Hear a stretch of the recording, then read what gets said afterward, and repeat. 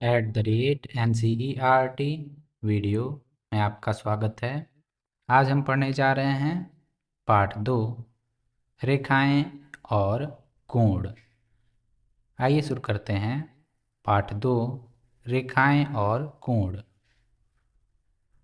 इस अध्याय में हम ज्यामिति की कुछ आधारभूत अवधारणाओं को जानेंगे। इनमें बिंदु, रेखाएं, किरणें, रेखाखंड और कोण सम्मिलित हैं। ये विचार समतल ज्यामिति के मूलभूत अंग हैं और ज्यामिति के अधिक उन्नत विषयों जैसे विभिन्न आकृतियों की रचनाओं और उनके विश्लेषण को समझने में सहायक होंगे।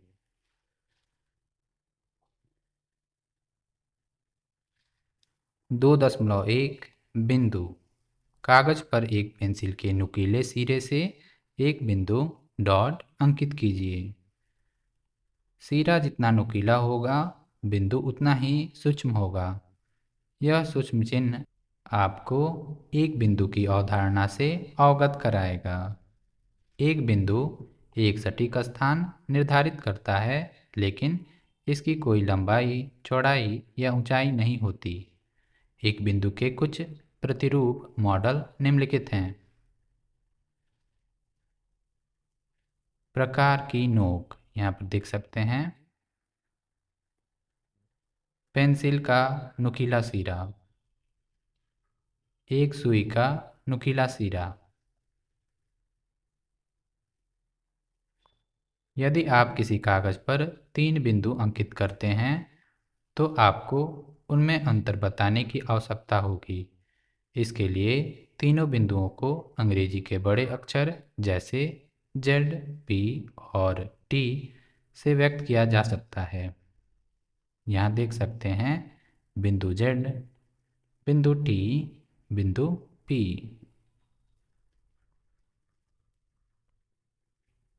इन बिंदुओं को बिंदु Z, बिंदु P और बिंदु T पढ़ा जाता है। निसंदेह ये बिंदु सटीक स्थान निर्धारित करते हैं और इन्हें अदृश्य रूप से बहुत ही छोटा होने की कल्पना करनी चाहिए। 2.2 रेखाखंड। कागज के एक टुकड़े को मोड़िए और फिर उसे खोल लीजिए। क्या आपको कागज पर कोई मोड़, क्रीज का निशान दिखाई देता है? इस मोड़ से एक रेखाखंड, लाइन सेगमेंट की अवधारणा का आभास होता है। इसके दो अंतःय बिंदु इन पॉइंट्स ए और बी हैं। एक कागज पर दो बिंदु ए और बी अंकित कीजिए। इन दोनों बिंदुओं को सभी संभव मार्गों से जोड़ने का प्रयत्न कीजिए। आकृति 2.1। इन दोनों आकृतियों में आप देख सकते हैं, पहली आकृति में कागज को कुछ मोड़कर एक क्रीज पाया गया है। इस क्रीज को ए बी रेखाखंड बोल सकते हैं। इसी प्रकार आकृति 2.1 में देख सकते हैं बिंदु ए और बिंदु बी को अलग अलग रास्तों से जोड़ा गया है और सबसे छोटा रास्ता रेखाखंड ए बी कहलाएगा। ए से बी तक का सबसे छोटा मार्ग कौन सा है? ए और बी को जोड़ने वाला यह सबसे छोटा मार्ग, जिसमें बिंदु ए और बी भी सम्मिलित हैं, रेखाखंड कहलाता है। इसे ए बी बार या बी ए बार से व्यक्त किया जाता है। बिंदु ए और बिंदु बी इस रेखाखंड ए बी बार के अंत्य बिंदु हैं।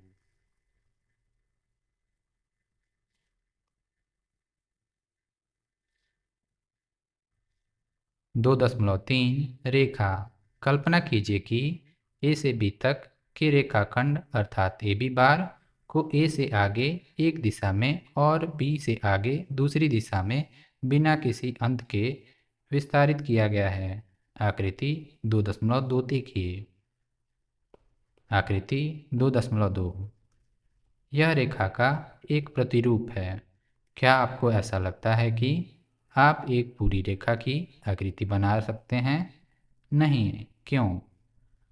जैसा कि बताया गया है कि रेखा को अनंत दूर तक विस्तारित किया जा सकता है, इसीलिए रेखा की आकृति पूर्णतः बनाना संभव नहीं है। दो बिंदुओं ए तथा बी से होकर जाने वाली रेखा को ए बी, जिसके ऊपर दो सिर वाला तीर है, से दर्शाते हैं। यह दोनों दिशाओं में अनिश्चित रूप से विस्तारित होती है। कभी कभी एक रेखा को एल या एम जैसे अक्षरों से भी व्यक्त करते हैं। ध्यान दीजिए कि कोई भी दो बिंदु एक अद्वितीय रेखा निर्धारित करते हैं जो उन दोनों बिंदुओं से होकर गुजरती है।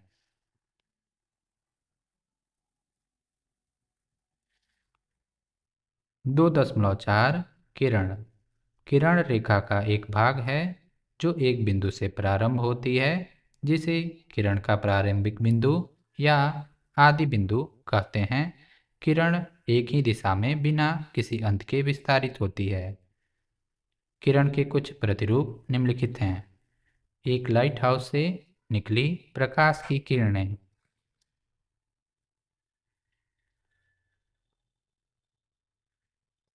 टॉर्च से निकली प्रकाश की किरणें।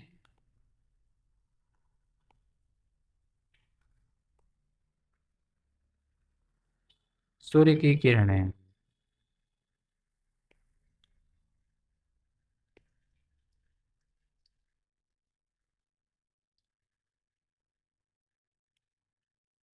किरण की दी हुई आकृति आकृति 2.3 को देखिए। इस किरण पर दो बिंदु अंकित हैं। बिंदु ए प्रारंभिक बिंदु है और दूसरा बिंदु बी किरण पर स्थित है। तब हम इस किरण को एपी, जिसके ऊपर एक तीर है, से व्यक्त करते हैं। आकृति 2.3। आइए पता लगाएं। एक, रिहान ने एक कागज पर एक बिंदु अंकित किया। वह उस बिंदु से जाने वाली कितनी रेखाएं बना सकता है? एक बिंदु से अनंत रेखाएं गुजरती हुई बनाई जा सकती हैं।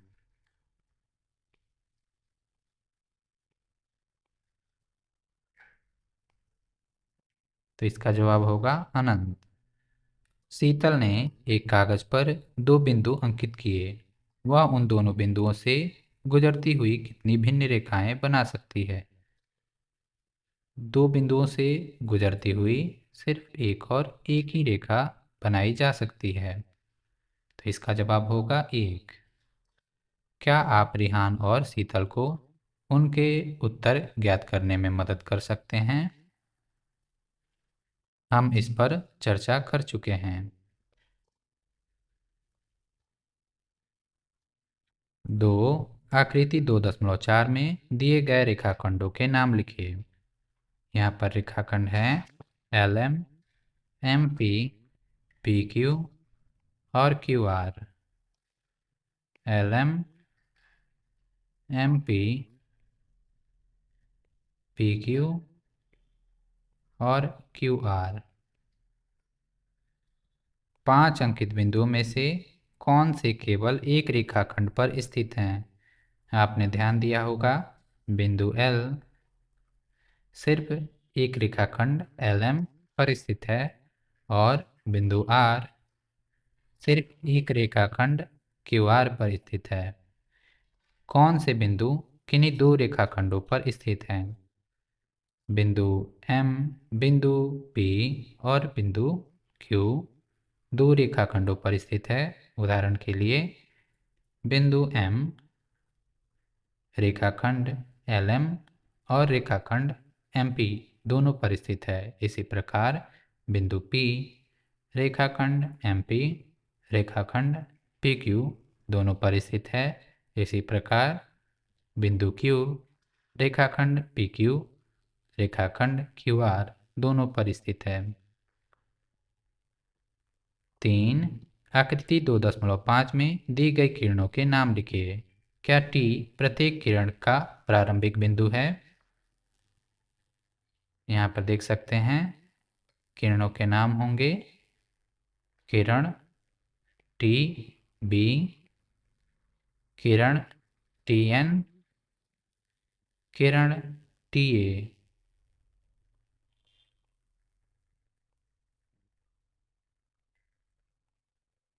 हाँ, टी प्रत्येक किरण का प्रारंभिक बिंदु है।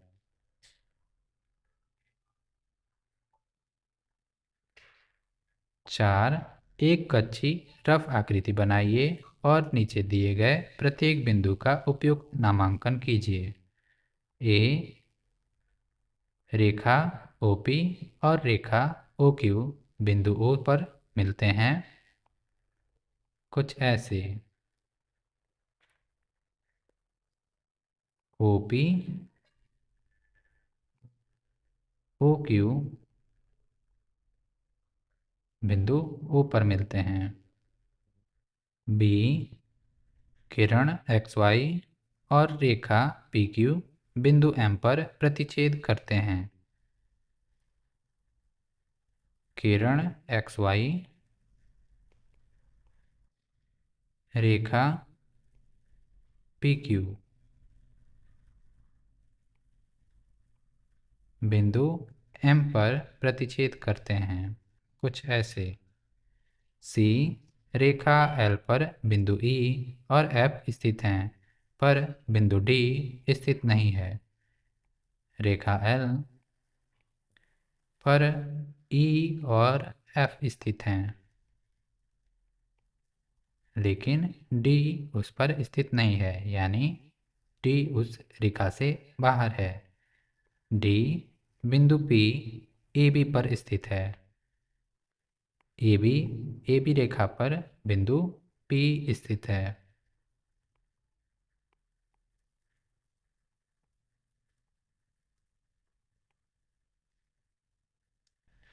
5, आकृति 2.6 में निम्नलिखित के नाम बताइए। A, 5 बिंदु, तो इसमें से कोई भी 5 बिंदु आप लिख सकते हैं।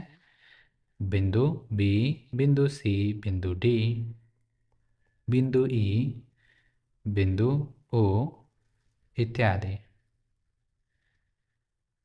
B, एक रेखा, देख सकते हैं रेखा DB।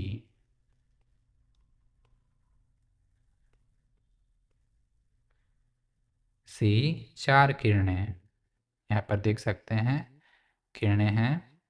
किरण OB, किरण OE, किरण OC और किरण OD। आप चाहें तो किरण EB भी लिख सकते हैं, चाहें तो DB भी लिख सकते हैं। किरण DB। D, 5 रेखाखंड, रेखाखंड DE,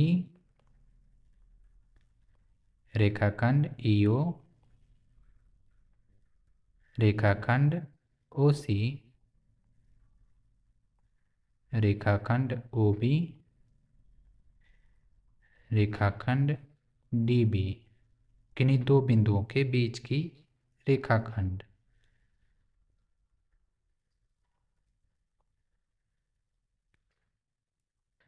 6, आकृति 2.7 में किरण OA एक किरण है। यह O से शुरू होती है और बिंदु A से गुजरती है। यह बिंदु P से भी गुजरती है। देख सकते हैं आकृति 2.7। A, क्या हम इसे किरण OB भी नाम दे सकते हैं? क्यों?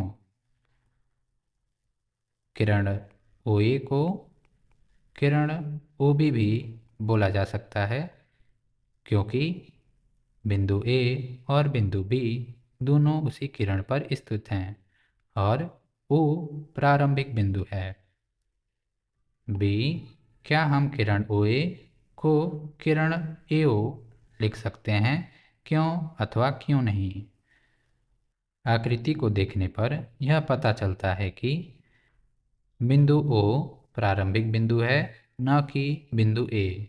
अतः दिए गए चित्र को सिर्फ हम किरण OA बोल सकते हैं, न कि किरण AO।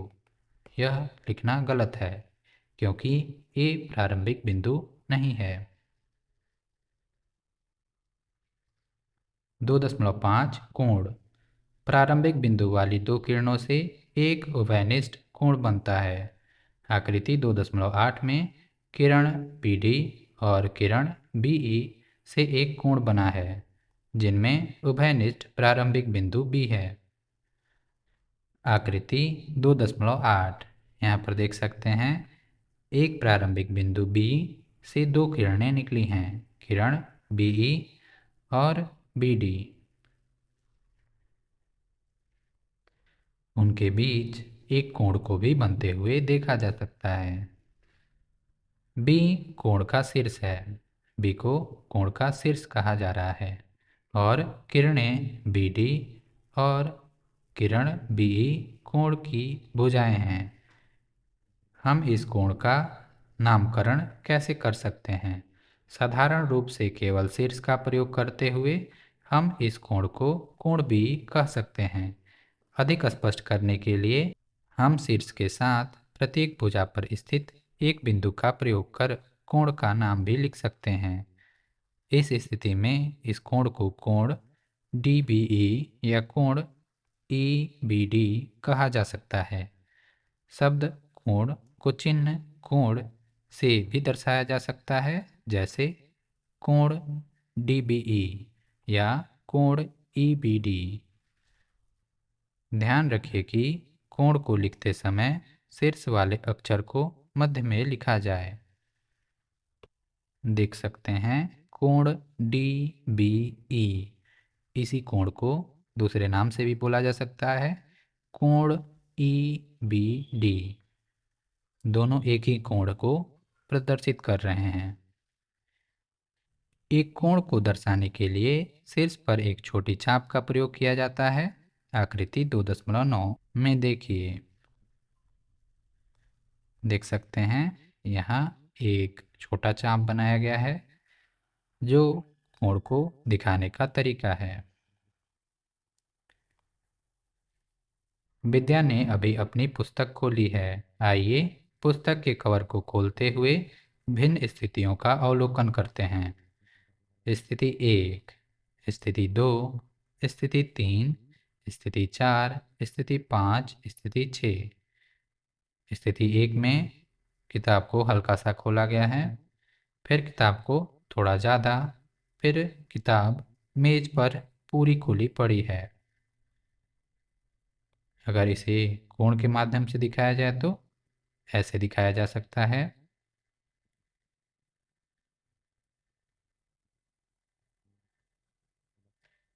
स्थिति 4 में कोण और भी बढ़ जा रहा है।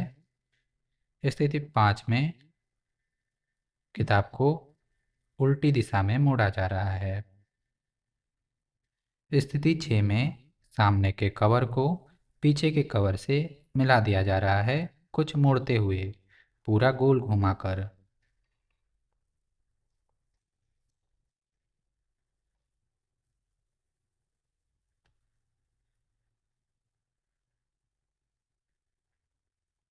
आप सभी स्थितियों को ध्यान से देखें।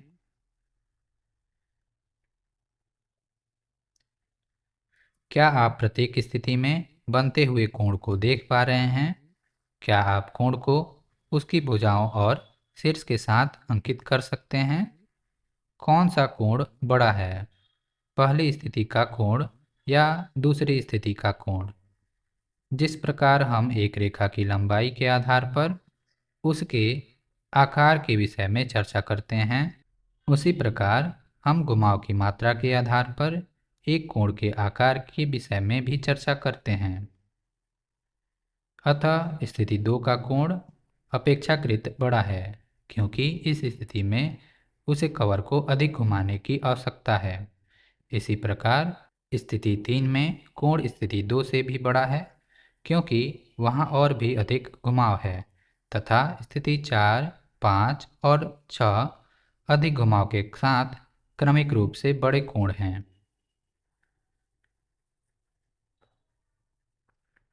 एक कोण का माप या आकार घूर्णन या मोड़ की वह मात्रा है जो पहली किरण को दूसरी किरण तक ले जाने के लिए शीर्ष के परित आवश्यक है।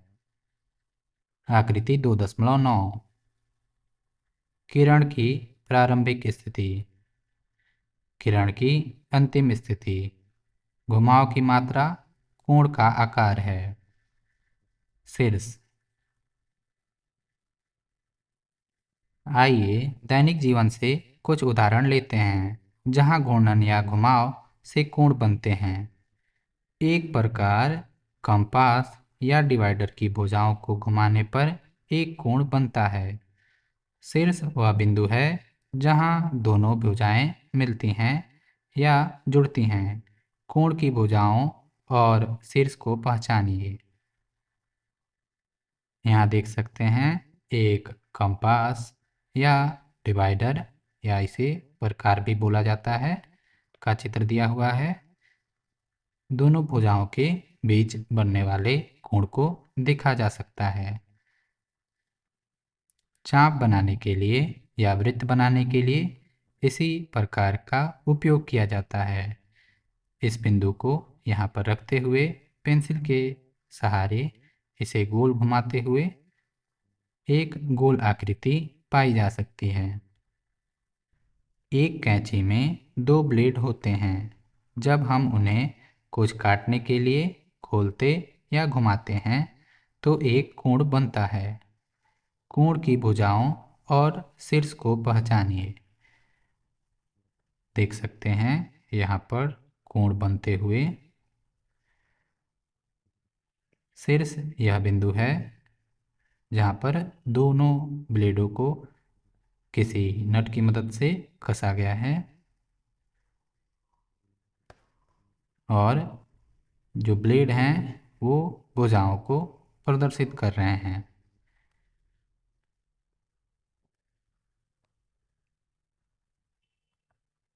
चश्मा, पर्स और अन्य साधारण वस्तुओं को देखिए।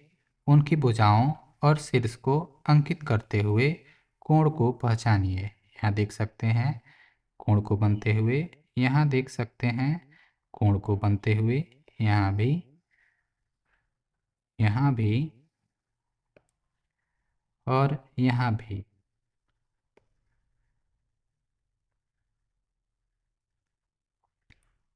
क्या आप देख पा रहे हैं कि कैसे एक भुजा को दूसरी भुजा के संदर्भ में घुमाने पर कोण बन रहे हैं। अध्यापक टिप्पणी। अध्यापक को कुछ ऐसे कार्यकलाप कराने चाहिए जिससे विद्यार्थी कोण के आकार को घुमाव के माप से पहचान सकें। आइए पता लगाएं। एक, क्या आप दी गई आकृतियों में कोण ढूंढ सकते हैं? किसी भी एक कोण की भुजाएं बनाइए और शीर्ष का नाम दीजिए। यहाँ देख सकते हैं बिंदु ए, बिंदु बी, बिंदु सी, बिंदु डी। बनने वाले कोण हैं कोण ए डी बी, कोण बी डी सी और कोण ए डी सी।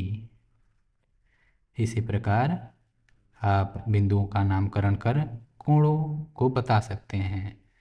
दूसरे चित्र में उदाहरण के लिए अगर यह बिंदु ए है, यह बी, यह सी और यह डी, इसको हम x कह रहे हैं और इसको y।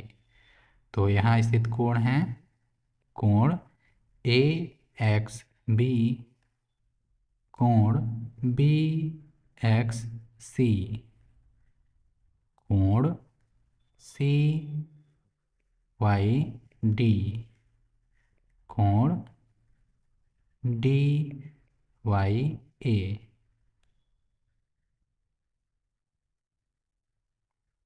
इसी प्रकार आप इसमें नामकरण कर कोणों को बता सकते हैं।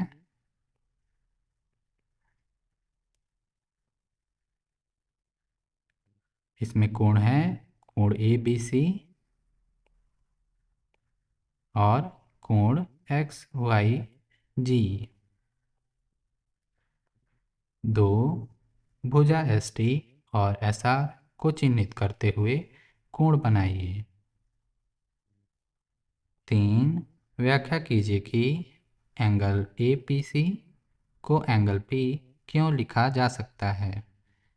यहाँ देख सकते हैं बनने वाले angle A P B, angle B P C, angle A P C. आपने ध्यान दिया होगा कि बिंदु P तीनों कोणों में आ रहा है, वो भी मध्य में। इसीलिए हम सिर्फ कोण APC को कोण P नहीं कह सकते।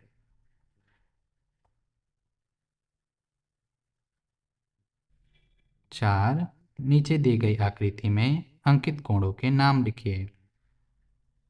यहाँ पर कोण हैं कोण RTQ, कोण RTP, कोण QTP। देख सकते हैं कोण RTQ, इसी प्रकार कोण RTP, इसी प्रकार कोण QTP।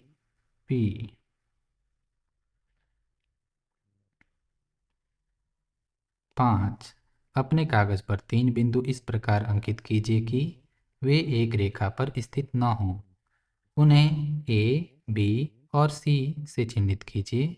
सभी संभव रेखाएं खींचिए जो इन बिंदु युग्मों से गुजरती हों। इस प्रकार आपको कितनी रेखाएं प्राप्त होती हैं, उनके नाम भी बताइए।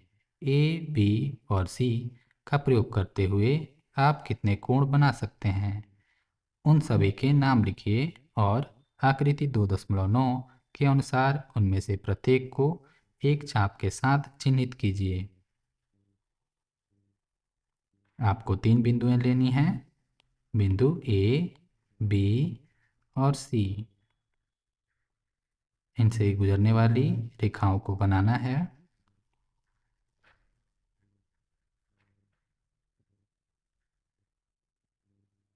आप एक त्रिभुज पाएंगे और इसमें 3 कोण होंगे। कोणों के नाम होंगे कोण ए, जिसे हम बोल सकते हैं कोण BAC, कोण B जिसे हम बोल सकते हैं कोण ABC, कोण C जिसे हम बोल सकते हैं कोण BCA।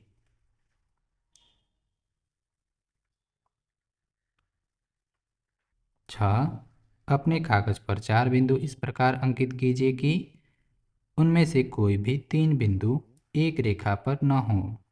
उन्हें A, B, C और D से चिह्नित कीजिए। सभी संभव रेखाएं खींचिए जो इन बिंदु युग्मों से गुजरती हों। इस प्रकार आपको कितनी रेखाएं प्राप्त होती हैं, उनके नाम भी बताइए। आप A, B, C और D से कितने कोणों का नामकरण कर सकते हैं, उन्हें लिखिए और उनमें से प्रत्येक को आकृति 2.9 के अनुसार चाप द्वारा अंकित कीजिए। आप इसे करके देखें। 2.6 कोणों की तुलना। नीचे दिए गए जानवरों को देखिए जिनका मुंह खुला है। क्या आप इनमें कोई कोण देख सकते हैं? यदि हाँ, तो उनमें से प्रत्येक की भुजाओं और शीर्ष को अंकित कीजिए। कुछ मुंह अन्य से अधिक खुले हैं। आप यह समझ सकते हैं कि जितना अधिक जबड़ों का घुमाव होगा, कोण उतना ही बड़ा होगा। क्या इन चित्रों में दिए गए कोणों को आप छोटे से बड़े के रूप में व्यवस्थित कर सकते हैं? देख सकते हैं मछली का मुंह थोड़ा सा ही खुला है, उससे ज़्यादा मगरमच्छ का मुंह खुला है। अजगर का मुंह उससे ज़्यादा खुला हुआ है और चिड़िया के बच्चे का मुंह सबसे ज़्यादा बड़ा खुला हुआ है। क्या दो कोणों की तुलना हमेशा सरल होती है? ऊपर कुछ कोण दिए हैं, प्रत्येक कोण को चिन्हित कीजिए। आप उनकी तुलना कैसे करेंगे? कुछ और कोण बनाइए, उन्हें चिह्नित कीजिए और उनकी तुलना कीजिए। यहाँ पर कुछ कोण दिए हुए हैं, उन्हें चिह्नित करना है और फिर उनकी तुलना करना है। उदाहरण के लिए हम इस कोण को ए, बी, सी कोण बोलते हैं। इसे ई, एफ, जी कोण बोलते हैं। इसे के, एल, एम कोण बोलते हैं। इसे कोण एक्स, वाई, जी बोलते हैं। आप देख सकते हैं सबसे छोटा कोण कोण के, एल, एम है। उससे बड़ा कोण कोण एक्स, वाई, जी। उससे बड़ा कोण कोण ई, एफ, जी।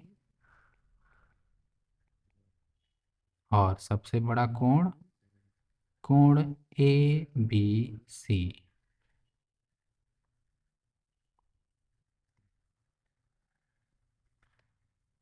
अध्यारोपण सुपरइम्पोजिशन द्वारा कोणों की तुलना। अध्यारोपण द्वारा किन्हीं दो कोणों की तुलना एक कोण को दूसरे पर रखकर की जा सकती है। अध्यारोपण करते हुए कोणों के शीर्ष एक दूसरे पर होने चाहिए। अध्यारोपण के बाद यह स्पष्ट हो जाता है कि कौन सा कोण छोटा है और कौन सा कोण बड़ा है। आकृति में दो कोणों को अध्यारोपित किया गया है, अतः आकृति से यह स्पष्ट है कि कोण पी क्यू आर कोण ए बी सी से बड़ा है।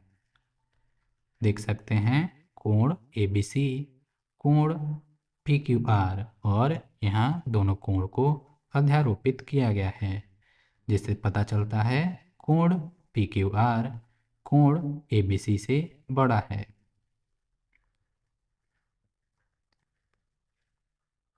समान कोण आकृति में दर्शाए गए कोण AOB और कोण XOY में से कौन सा बड़ा है? यहाँ पर कोण AOB, यहाँ पर कोण XOY, यहाँ पर दोनों कोण को अध्यारोपित किया गया है। आप देख सकते हैं दोनों कोण एक दूसरे के समान हैं, यानी वे समान कोण हैं।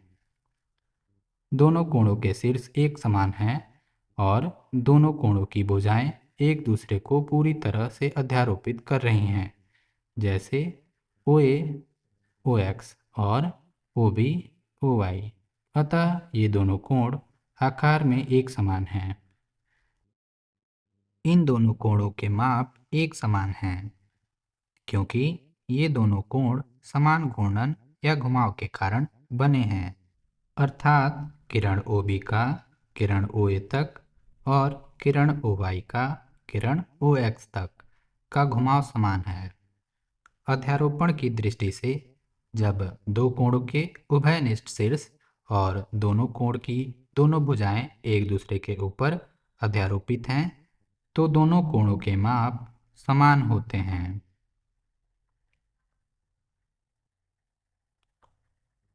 हम अध्यारोपण द्वारा और कहाँ तुलना करते हैं? उदाहरण के लिए आपको तोरण याद होंगे। तोरण में लगे हुए कागज एक समान होते हैं। यहाँ पर हो सकता है अध्यारोपण का उपयोग किया गया हो। आइए पता लगाएं। एक आयताकार कागज को मोड़िए। अब घुमाव के निशान पर एक रेखा खींचिए। घुमाव और कागज की भुजाओं के बीच बने कोण को नाम दीजिए और उन कोणों की तुलना कीजिए। आयताकार कागज को घुमाकर विभिन्न कोण बनाइए एवं उनकी तुलना कीजिए। यह भी बताइए कि इनमें से कौन सा कोण सबसे बड़ा है और कौन सा कोण सबसे छोटा है। यहाँ देख सकते हैं यहाँ बनने वाला कोण यह बड़ा है और इसी प्रकार यह कोण उसके बगल में जो है वह छोटा है। इसको नाम भी दिया जा सकता है। उदाहरण के लिए इस बिंदु को ए, इसको बी, इसको एक्स, इसको वाई। तो बोल सकते हैं कोण ए एक्स वाई बड़ा है, कोण बी एक्स वाई छोटा है।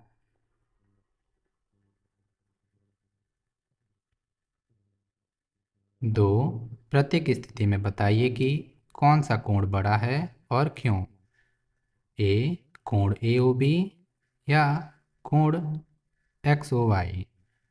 यहाँ देख सकते हैं कोण ए ओ बी और कोण एक्स ओ वाई। तो बड़ा कोण है कोण ए ओ बी।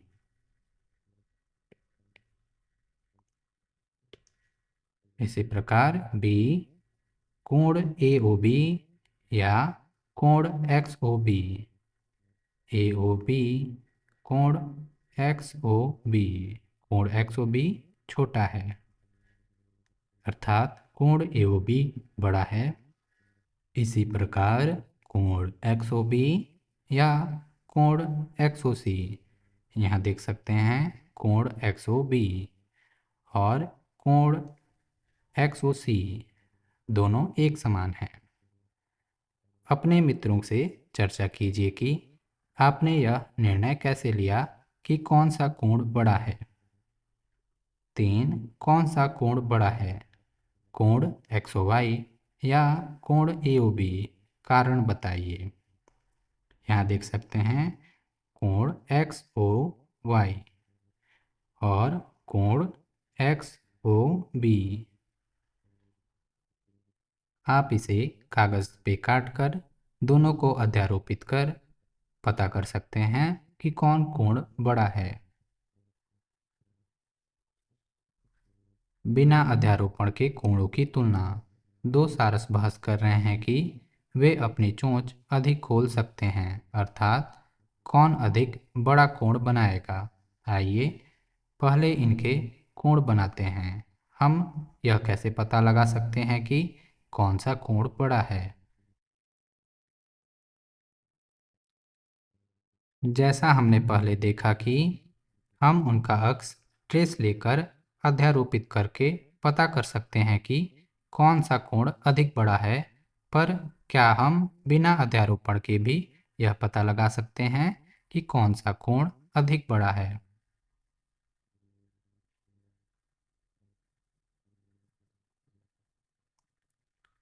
माना कि हमारे पास एक पारदर्शी वृत्ताकार कागज है जिसे हम घुमा सकते हैं और आकृतियों के ऊपर भी रख सकते हैं।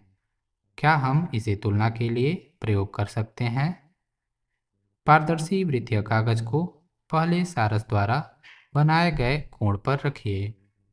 वृत्त को इस प्रकार रखिए कि वृत्त का केंद्र कोण के शीर्ष पर हो। इसके साथ ही वृत्त के किनारे पर बिंदु ए और बी अंकित कीजिए जहां से कोण की भुजाएं गुजर रही हैं। क्या हम इसका प्रयोग यह जानने के लिए कर सकते हैं कि यह कोण दूसरे सारस द्वारा बनाए गए कोण से बड़ा है या समान है या छोटा है।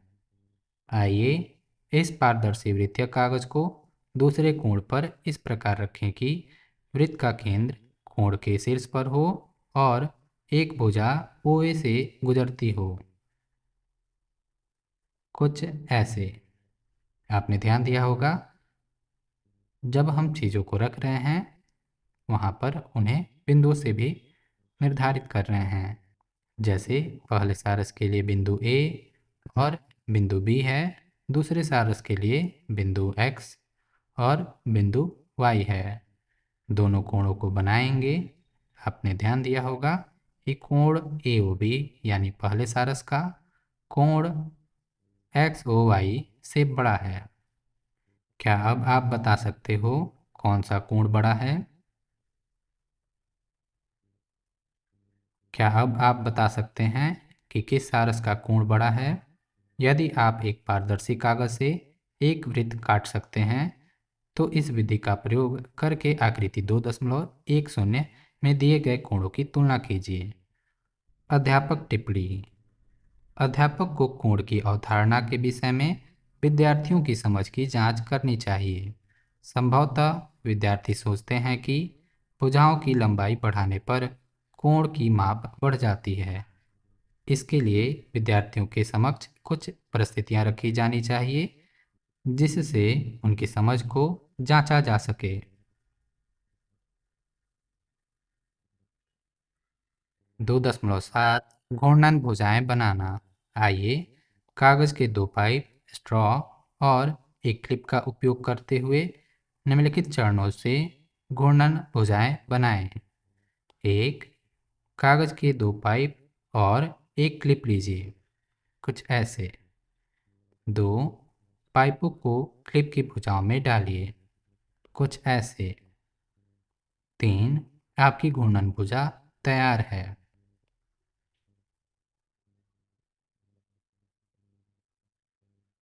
क्लिप की भुजाओं के बीच विभिन्न कोण की कई घूर्णन भुजाएं बनाइए। अध्यारोपण के पश्चात बने हुए कोणों को छोटे से बड़े के क्रम में व्यवस्थित कीजिए। एक चाप झिरी से गुजरते हुए कुछ घूर्णन भुजाएं इकट्ठी कीजिए जिनके कोण भिन्न हों। कार्यकलाप के दौरान घूर्णन भुजा की किसी भी भुजा को न घुमाएं।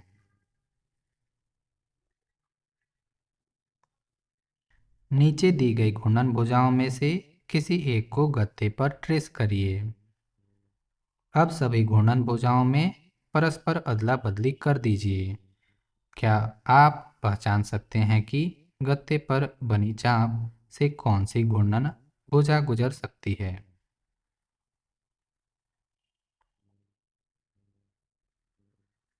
बारी बारी से प्रत्येक घूर्णन भुजा को झिरी पर रखने पर सही घूर्णन भुजा को पहचाना जा सकता है।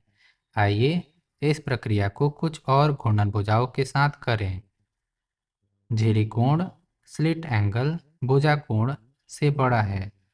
भुजाएं झिरी से नहीं गुजर सकती। झिरी कोण भुजा कोण से छोटा है। भुजाएं झिरी से नहीं गुजर सकती। झिरी कोण भुजा कोण के समान है। भुजाएं झिरी से गुजर सकती हैं।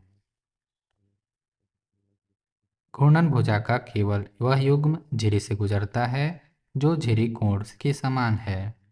ध्यान दीजिए कि झिरी से गुजरने की संभावना केवल घूर्णन भुजाओं के बीच बने कोण पर निर्भर करती है, उनकी लंबाइयों पर नहीं, जब तक वह झिरी की लंबाई से छोटी हो।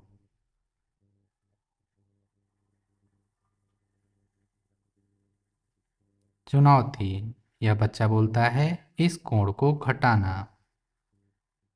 कोण को काटा। स्निप। देख सकते हैं कोण की भुजाएं छोटी हो गई हैं, कुछ ऐसे।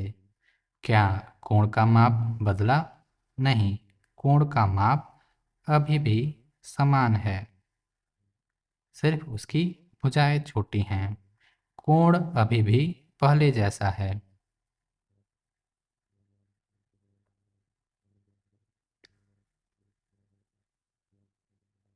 2.8 विशेष प्रकार के कोण। आइए विद्या की पुस्तक को पुनः देखते हैं। उसे विभिन्न स्थितियों में पुस्तक का कवर खोलते हुए देखिए। जब उसे हाथ में पकड़कर पुस्तक में लिखना होता है तो वह पूरा आवरण पलट देती है। यदि उसे पुस्तक को मेज पर रखकर खोलना होता है तो वह आधा घुमाव देती है, जो कि एक सरल रेखा पर स्थित है। इस स्थिति में भुजाओं के बीच बने कोण का अवलोकन कीजिए। ऐसे कोण को सरल कोण स्ट्रेट एंगल कहते हैं। देख सकते हैं यह कोण स्ट्रेट एंगल यानी सरल कोण है। इसे यहाँ पर भी बनाकर दिखाया गया है। आकृति 2.11। एक सरल कोण कोण AOB लीजिए। अवलोकन कीजिए कि कोई भी किरण OC उस कोण को दो कोणों कोण AOC और कोण COB में विभाजित करती है, कुछ ऐसे। किरण OC कोण AOB यानी सरल कोण स्ट्रेट एंगल को दो कोणों में विभाजित करती है। कोण AOC, कोण BOC। जब दोनों कोण समान आकार के हों तो क्या किरण OC को इस तरह बनाना संभव है? हाँ, संभव है। देखिए ऐसे, यहाँ पर ये दोनों कोण समान हैं।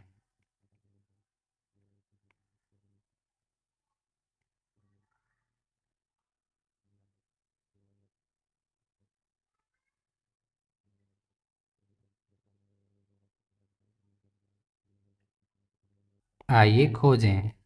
हम इस समस्या को कागज के एक टुकड़े का प्रयोग कर हल करने की कोशिश करते हैं। याद कीजिए, जब कागज पर एक क्रीज बनाई जाती है तो उससे एक सीधे मोड़ का निशान क्रीज बनता है। एक आयताकार कागज लीजिए, इसकी एक भुजा पर सरल कोण कोण AOB अंकित कीजिए। कागज को इस प्रकार मोड़िए कि वह घुमाव बिंदु O से गुजरता हो और कोण AOB को दो समान कोणों में विभाजित करता हो। यह किस प्रकार कर सकते हैं? इसे इस प्रकार किया जा सकता है। यहाँ देख सकते हैं कोण AOB जो कि एक सरल कोण है, इसे इस प्रकार मोड़ा गया है ताकि जो OC रेखा मिले वह कोण AOB को समान कोणों में विभाजित करे। कागज को इस प्रकार मोड़िए कि OB OA को पूरी तरह आच्छादित करे।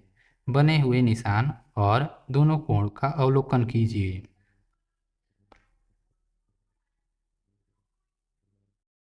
क्या कोई ऐसा तरीका भी है जिसमें अध्यारोपण करके यह पता लगाया जा सके कि दोनों कोण समान क्यों हैं? क्या अध्यारोपण घुमाव की विधि द्वारा भी कर सकते हैं? इस प्रकार बने दोनों समान कोणों को समकोण राइट एंगल कहते हैं। अतः एक सरल कोण में दो समकोण होते हैं। यह सेट स्क्वायर बोलता है, आपको 90 डिग्री कोण से बहस क्यों नहीं करनी चाहिए। यह सेट स्क्वायर बोलता है, क्योंकि वे हमेशा सही होते हैं। क्योंकि 90 डिग्री कोण को बोला जाता है right angle. Right angle are always right. This is a joke. यदि एक सरल कोण एक पूर्ण घुमाव के आधे से बनता है तो एक समकोण पूर्ण घुमाव का कितना होगा? यानी पूर्ण घुमाव एक समकोण का 4 गुना होगा। ध्यान देंगे, एक सरल कोण में दो समकोण थे और एक घुमाव के लिए हमें दो सरल कोण या 4 समकोण चाहिए। ध्यान दीजिए कि एक समकोण L की आकृति के समान होता है। यह भी आवश्यक नहीं कि वह सभी कोण जो L के समान आकृति के हैं समकोण हों। एक कोण समकोण तब होता है जब वह एक सरल कोण का पूर्णतया आधा होता है। दो रेखाएं जब समकोण पर मिलती हैं तब वह लंब रेखाएं यानी परपेंडिकुलर लाइंस कहलाती हैं।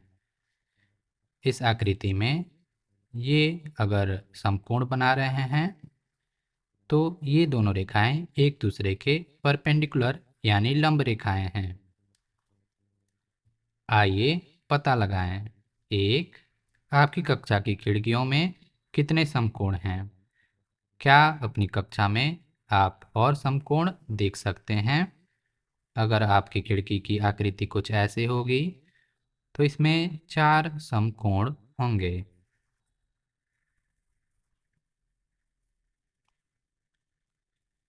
दो, बिंदु ए को ग्रिड के दूसरे बिंदु से एक सरल रेखा में इस प्रकार जोड़े कि एक सरल कोण प्राप्त हो।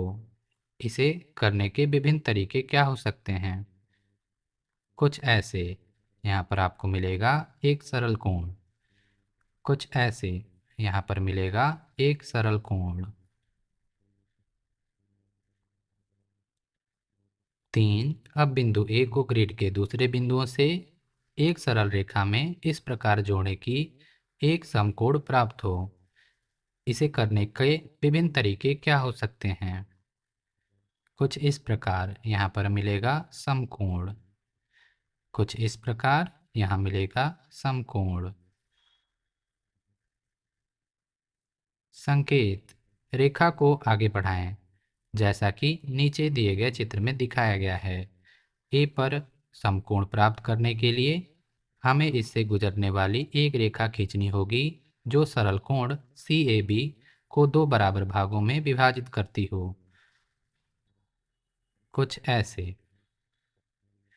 इधर भी मिलेगा आपको समकोण और इधर भी। इन चित्रों में आप समकोण प्राप्त करने के लिए आप पहले सरल कोण बना सकते हैं और फिर उसका आधा कर सकते हैं, कुछ ऐसे। 4। कागज को घुमाकर तिरछा निशान बनाइए। अब एक अन्य निशान बनाइए जो पिछले तिरछे निशान पर लंब हो। ए। अब आपके पास कितने समकोण हैं? तर्क: संगत उत्तर दीजिए कि ये कोण पूर्णतया समकोण क्यों हैं। बी। वर्णन कीजिए कि आपने इसे कैसे मोड़ा ताकि जो व्यक्ति इस प्रक्रिया को करना नहीं जानता वह आपकी प्रक्रिया का अनुसरण करके समकोण बना सके। आप इसे करें।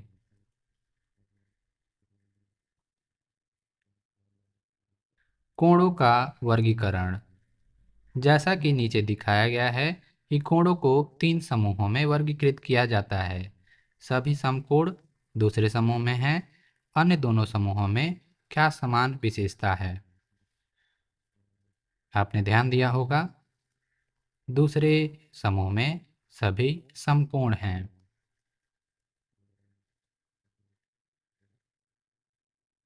पहले समूह में समकोण से छोटे कोण हैं। तीसरे समूह में समकोण से बड़े कोण हैं लेकिन सरल कोण से कम। पहले समूह में सभी कोण समकोण से कम हैं, अर्थात दूसरे शब्दों में कह सकते हैं कि एक कोण पूर्ण घुमाव के चतुर्थांश से कम है। इस तरह के कोणों को न्यून कोण एक्यूट एंगल कहते हैं। तीसरे समूह में सभी कोण समकोण से अधिक हैं किंतु सरल कोण से कम हैं। घुमाव एक पूर्ण घुमाव के चतुर्थांश से अधिक है और आधे घुमाव से कम है। इस तरह के कोणों को अधिक कोण ऑब्ट्यूस एंगल कहते हैं। यानी इन कोणों को न्यून कोण यानी एक्यूट एंगल और इन कोणों को अधिक कोण यानी ऑब्ट्यूस एंगल कहेंगे। आइए पता लगाएं। 1। पिछली आकृतियों में न्यून कोण, समकोण, अधिक कोण और सरल कोण को पहचानिए। 2। कुछ न्यून कोण और अधिक कोण भिन्न दिशाओं में बनाइए। 3। क्या आप जानते हैं कि न्यून और अधिक शब्दों का क्या अर्थ है? न्यून का अर्थ नुकीला और अधिक का अर्थ कुंद होता है। आपको क्या लगता है कि इन शब्दों का चयन क्यों किया गया होगा? 4। ज्ञात कीजिए कि नीचे दी गई आकृतियों में कितने न्यून कोण हैं। पहली आकृति में 1, 2, 3 तीन न्यून कोण हैं। दूसरी आकृति में 1, 2, 3, 4, 5, 6, 7, 8, 9, 10, 11, 12 12 न्यून कोण हैं। तीसरी आकृति में 1, 2, 3, 4, 5, 6, 7, 8, 9, 10, 11, 12, 13, 14, 15, 16, 17, 18, 19, 20, 21 21 न्यून कोण हैं। अगली आकृति क्या होगी और उसमें कितने न्यून कोण होंगे? क्या आप संख्याओं में कोई पैटर्न देखते हैं? हाँ, यहाँ 3 में 9 जोड़ने पर मिलता है 12, 12 में 9 जोड़ने पर मिलता है 21। यानी अगली आकृति में होगी 21 और 9 यानी 30 न्यून कोण। इसी प्रकार पैटर्न आगे चलते रहेगा, चीजें 9 बढ़ती रहेंगी। 2.9 कोणों को मापना। हमने देखा कि दो कोणों की तुलना कैसे की जाती है, पर क्या हम वास्तव में एक संख्या का प्रयोग करके बिना दूसरे कोण से तुलना किए यह परिमाणित कर सकते हैं कि कोण कितना बड़ा है? हमने देखा कि एक वृत्त के द्वारा हम विभिन्न कोणों की तुलना कैसे कर सकते हैं। शायद एक वृत्त को कोणों के माप निर्धारित करने के लिए नियत किया जा सकता है। कोणों को यथावत माप नियत करने के लिए गणितज्ञों को एक विचार आया। उन्होंने वृत्त के केंद्र पर बने कोण को 360 बराबर कोणों या भागों में विभाजित किया। इन सभी बराबर इकाई भागों का माप एक अंश है, जिसे 1 डिग्री लिखा जाता है। यहाँ चित्र में देख सकते हैं आकृति 2.12। यहाँ पर एक वृत्त बनाया गया है और लिखा गया है 360। शून्य पर 360 लिखा गया है, यानी शून्य से पूरा घूमकर फिर शून्य पर जब आप पहुँचते हैं तो आप 360 अंश यानी 360 डिग्री घूम चुके हैं। देख सकते हैं एक एक अंश की 360 छोटी इकाइयाँ बनाई गई हैं।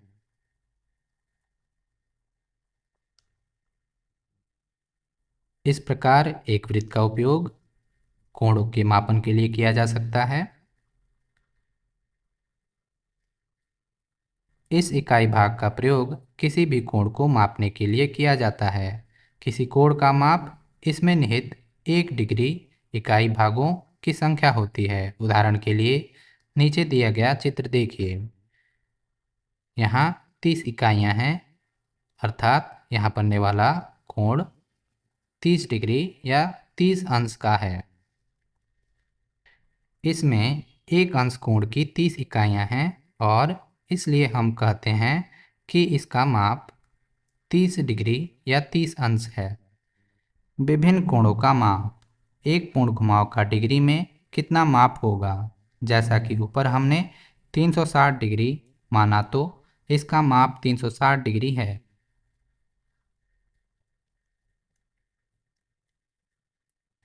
एक सरल कोण का डिग्री माप क्या होगा? एक सरल कोण पूर्ण घुमाव का आधा होता है, क्योंकि पूर्ण घुमाव 360 डिग्री है तथा पूर्ण घुमाव का आधा 180 डिग्री होता है।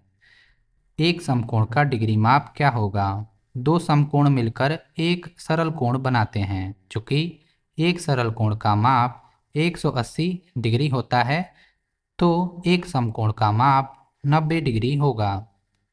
यहाँ देख सकते हैं 180 डिग्री यानी सरल कोण, जिसमें 180 इकाइयाँ हैं। इसका आधा यानी 90 डिग्री, जिसमें 90 इकाइयाँ हैं।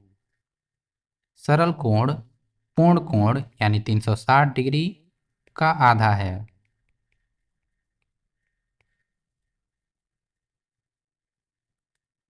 चुटकी भर इतिहास। एक पूर्ण घुमाव को 360 डिग्री में बांटा गया है। अब विचारणीय बात यह है कि 360 ही क्यों? हमने 360 डिग्री ही क्यों प्रयोग किया?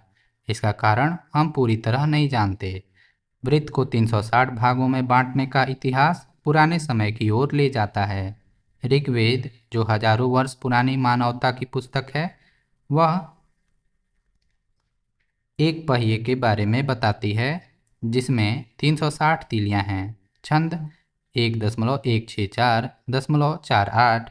कई प्राचीन कैलेंडर, जो लगभग 3000 वर्ष पुराने हैं, का प्रयोग भारत, पारसिया, बेबीलोन और मिस्र में होता था। इन कैलेंडरों में एक वर्ष में 360 दिन होते थे। इसके अतिरिक्त बेबीलोन के गणितज्ञ षष्ठांश संख्या सेक्साजेसिमल नंबर्स के प्रयोग के कारण 60 और 360 के विभाजन का अक्सर प्रयोग करते थे। वह 60 को आधार मानकर गिनती करते थे। गणितज्ञ द्वारा वर्षों से 360 का प्रयोग करने का सर्वाधिक महत्वपूर्ण और वास्तविक उत्तर यह हो सकता है कि 360 वह सबसे छोटी संख्या है जो 7 को छोड़कर 10 तक की सभी संख्याओं से विभाजित हो जाती है। अतः कोई वृत्त को 1, 2, 3, 4, 5, 6, 8, 9 या 10 भागों में बराबर बांटा जा सकता है और बांटने के बाद भी प्रत्येक भाग में पूर्ण संख्या प्राप्त करता है। ध्यान दीजिए, 360 संख्या प्रारंभ से भी विभाजित होती है, जो एक वर्ष के महीने हैं, और 24 से भी विभाजित होती है, जो एक दिन में घंटों की संख्या है। ये सभी तथ्य संख्या 360 को अत्यधिक उपयोगी बनाते हैं। नीचे दिए गए चित्र में वृत्त को 1, 2, 3, 4, 5, 6, 8, 9, 10 और 12 भागों में बांटा गया है। परिणामतः प्राप्त कोणों के डिग्री माप क्या होंगे? निर्देशित कोणों के समीप उनके डिग्री माप लिखिए। पहली आकृति में डिग्री माप होगा 360 डिग्री।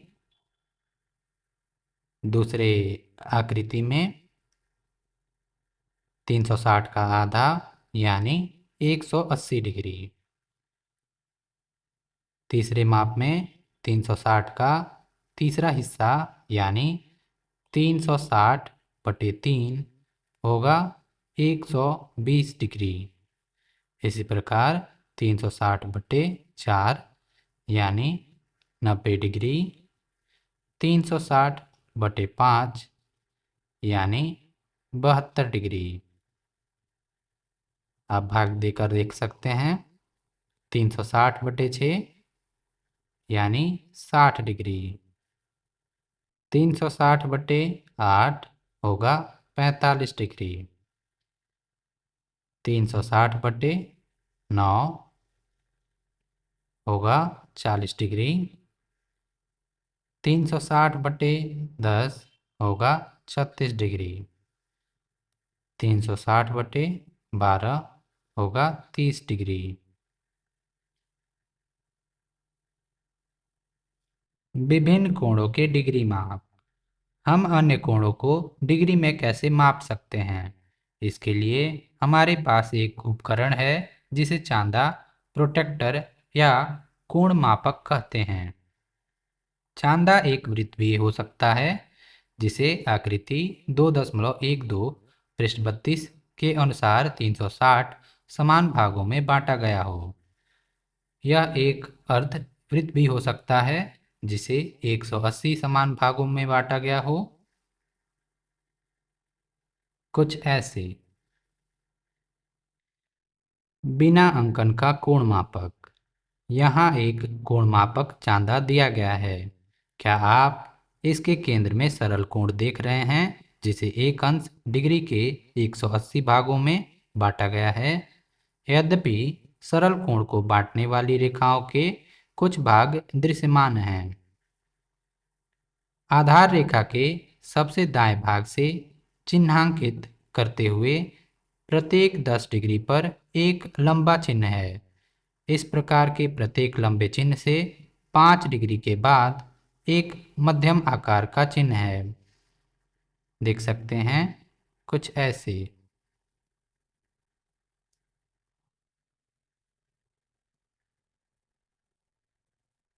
इनके और इनके बीच का अंतराल 10 डिग्री है और इनके बीच 5 डिग्री।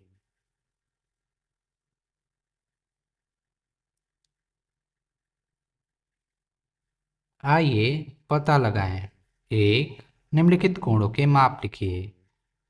ए कोण के ए एल, कोण के ए एल 10 डिग्री, 10 डिग्री और 10 डिग्री यानी 30 डिग्री। ध्यान दीजिए कि इस कोण का शीर्ष बिंदु कोण मापक के केंद्र बिंदु पर संपाती है। अतः के ए एवं ए एल के बीच 1 डिग्री कोणों की इकाइयों की संख्या से कोण के ए एल की माप पता चलती है। गिनने पर हम पाते हैं कोण के ए एल बराबर 30 डिग्री। आप चाहें तो एक एक करके भी गिन सकते हैं। 1 2 3 4 5 6 7 8 9 10 11 12 13 14 15 16 17 18 19 20 21 22 23 24 25 26 27 28 29 30। कुछ ऐसे। क्या मध्यम आकार के चिन्हों एवं बड़े आकार के चिन्हों का उपयोग करते हुए 5 या 10 में इकाइयों की संख्या गिनना संभव है? बी। कोण WAL। सी। कोण TAK। आइए कोण WAL देखते हैं। कोण WAL, आइए गिनने का प्रयास करते हैं। 10 10 20 10 30 10 40 10 50, यानी कोण WAL है 50 डिग्री। आप चाहें तो एक एक में भी गिन सकते हैं या 5 5 में भी। इसी प्रकार कोण TAK, यानी TA और K, इसे भी गिन सकते हैं। 10 10 20 10 30 10 40 और 10 50 10 60 10 70 10 80 10 90 10 100 10 110 10 120, यानी 120 डिग्री। अगर आप यहाँ से यहाँ तक देखें तो यह 40 डिग्री है, यहाँ से यहाँ तक 50 डिग्री और यहाँ से यहाँ तक 30 डिग्री। आप इन सबको जोड़कर भी 120 पा सकते हैं, यानी कोण TAK बराबर 120 डिग्री।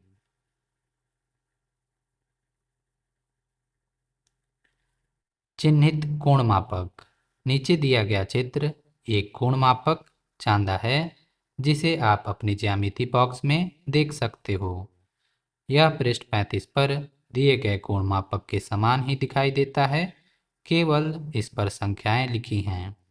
क्या इन संख्याओं से कोणों को पढ़ना आसान हो जाएगा? देख सकते हैं इस चिन्हित कोण मापक में कुछ अंक दिए गए हैं, जैसे 0 10 20 30 40 50 60 70 80 90 100, इसी प्रकार 180 तक। वैसे ही कुछ इधर की तरफ से 0 10 20 30 40 50 60 70 80 ऐसे बढ़ते हुए 180 तक।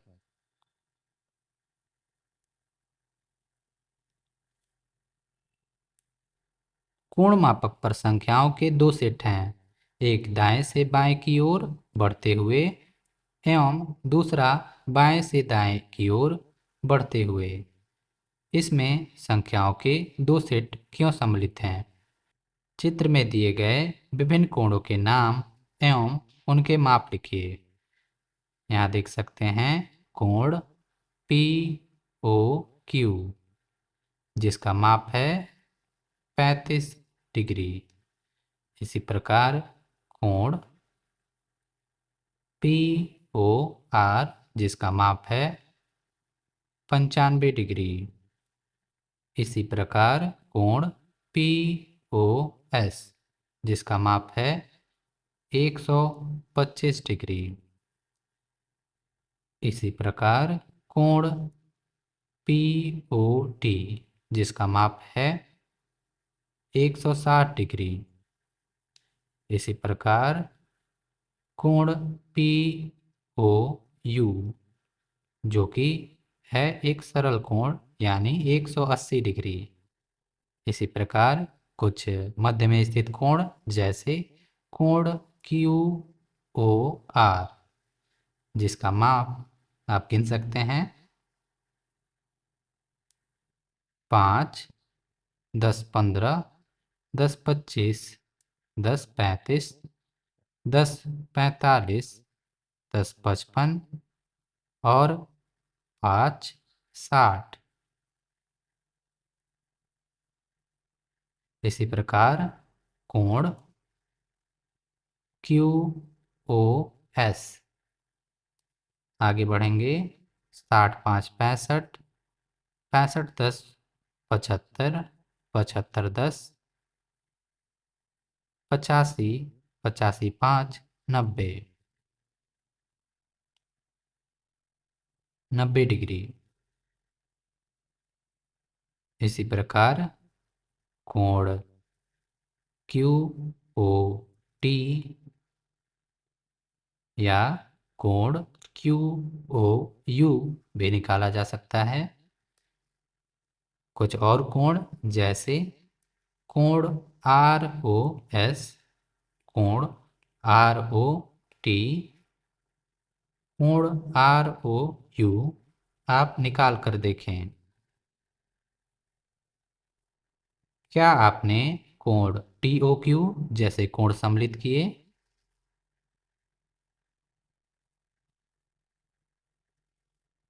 आपने आंतरिक या बाहरी अंकित संख्याओं में से किसका उपयोग किया?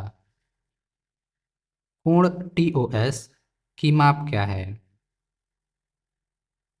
यहाँ देख सकते हैं कोण टी ओ एस। इस कोण का माप करने के लिए आप जोड़ सकते हैं 5, 10 15, 10 25, 10 35, या आप 160 में से 125 को घटा सकते हैं। यहाँ पर देखेंगे 160 लिखा हुआ है और यहाँ पर होगा 125। 160 घटा 125 होगा 35 डिग्री।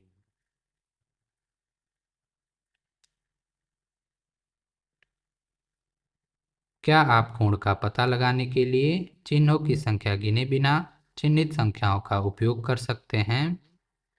नीचे दिए गए चित्र पृष्ठ 36 में कोण की भुजाएं OT एवं OS बाहरी मापक स्केल पर संख्याओं 20 एवं 55 से गुजरती है। इन दोनों भुजाओं के बीच 1 डिग्री कोण की कितनी इकाइयां सम्मिलित हैं? क्या यहाँ घटाने का उपयोग किया जा सकता है? पृष्ठ 36 पर ध्यान देंगे OT और OS और उन पर बनने वाले कोण 20 डिग्री और 55। पृष्ठ 36 पर OT और OS ध्यान दिया जाएगा। OT 20 डिग्री पर है और OS 55 डिग्री पर है।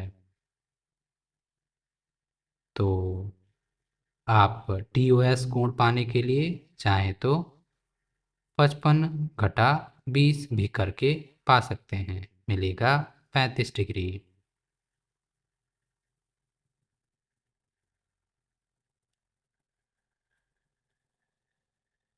हम कैसे बिना घटाए कोणों की माप सीधे ज्ञात कर सकते हैं? कोण मापक चांदा का केंद्र बिंदु कोण के शीर्ष बिंदु पर रखिए। कोण मापक को इस तरह से रखिए कि कोण की एक भुजा 0 डिग्री कोण के चिन्ह से होकर गुजरे, जैसा कि नीचे चित्र में दिखाया गया है। ध्यान देंगे कोण की एक भुजा 0 डिग्री के रेखा से होकर गुजरे, कुछ ऐसे। तो कोण का माप करना आसान हो जाएगा। जैसे इस चित्र में हम सीधे बोल सकते हैं कोण AOB 80 डिग्री है। कोण AOB कितने अंश डिग्री का कोण है? कोण AOB 80 डिग्री या अंश का है।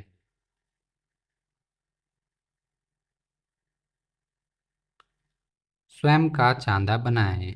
आपने देखा होगा कि एक चांदे पर समान दूरी पर अलग अलग निशान कैसे बनाए जाते हैं। अब हम जानेंगे कि हम उनमें से कुछ किस प्रकार बना सकते हैं। एक एक कागज पर सुविधा अनुसार त्रिज्या का एक वृत्त बनाइए। वृत्त को काटिए। आकृति 2.13। एक वृत्त या एक पूरा चक्कर 360 डिग्री है। 2. एक वृत्त को इस प्रकार मोड़िए कि दो समान आधे वृत्त प्राप्त हों। इसे मोड़ से इस प्रकार काटिए कि अर्धवृत्त बने। अर्धवृत्त के निचले दाएं कोने पर 0 डिग्री लिखें। कुछ ऐसे। आकृति 2.13 देख सकते हैं। एक वृत्त को मोड़कर अर्धवृत्त कैसे बनाया गया है। फिर उस अर्धवृत्त के एक कोने पर 0 डिग्री लिखा गया है।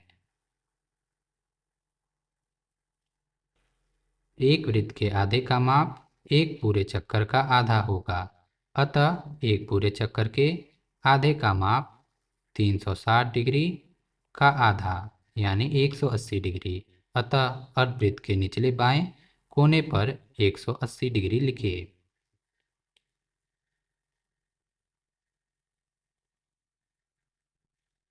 3. आकृति 2.15 के अनुसार अर्धवृत्त को आधे से मोड़िए जिससे एक वृत्त का चतुर्थांश प्राप्त हो। कुछ ऐसे। वृत्त के चतुर्थांश का माप पूरे चक्कर का 1/4 होता है। पूरा चक्कर का 1/4 माप बराबर 360 का 1/4 बराबर 90 डिग्री या 1/4 घुमाव का माप 90 डिग्री। आधे घुमाव का माप 1/4 यानी 180 का आधा बराबर 90 डिग्री। अतः अर्धवृत्त के ऊपरी सिरे पर 90 डिग्री अंकित कीजिए। कुछ ऐसे। आकृति 2.15।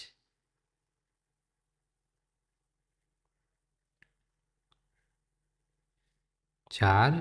कागज को आकृति 2.16 और 2.17 के अनुसार पुनः मोड़िए। कुछ ऐसे कुछ ऐसे। आकृति 2.16 आकृति 2.17 यानी अब मिलेगा आपको 90 डिग्री का आधा यानी 45। दूसरी तरफ 90 से 45 ज़्यादा या 180 से 45 कम यानी 135।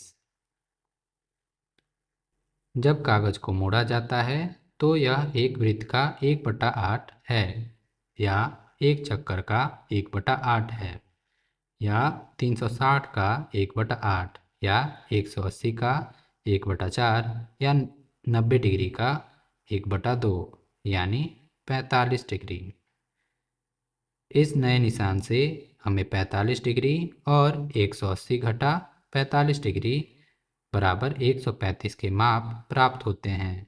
आकृति में अर्धवृत्त के सिरों पर 45 डिग्री और 135 डिग्री सही स्थान पर लिखिए। कुछ ऐसे।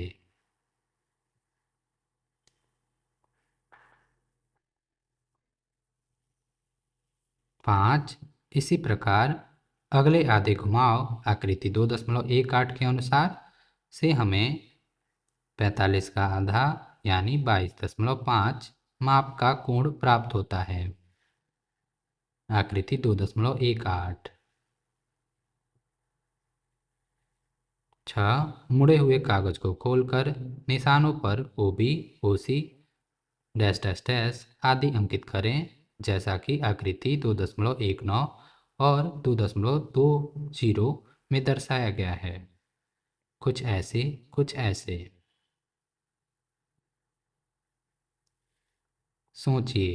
आकृति 2.19 में कोण AOB, कोण BOC, कोण COD, कोण DOE, कोण EOF, कोण FOG, कोण GOH, कोण HOI 22.5 क्यों हैं?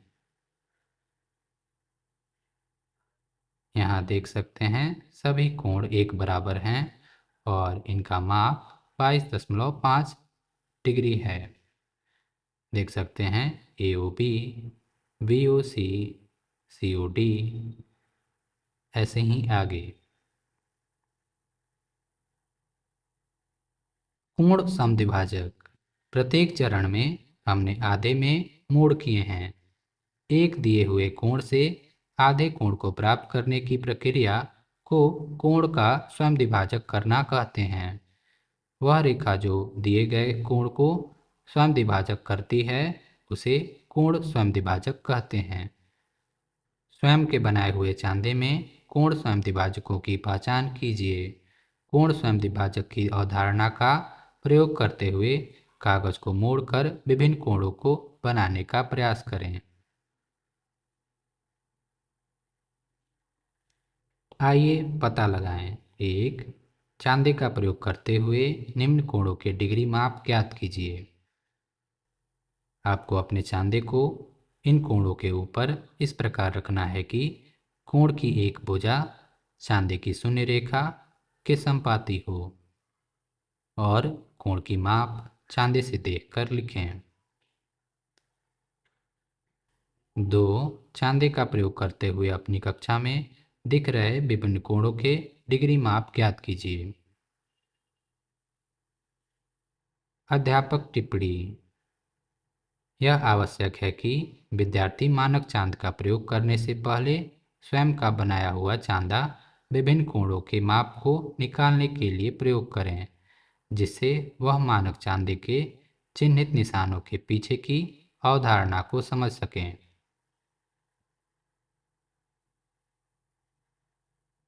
3, नीचे दिए गए कोणों के अंश माप ज्ञात कीजिए। जांच कीजिए कि क्या यहाँ कागज के चांद का प्रयोग कर सकते हैं।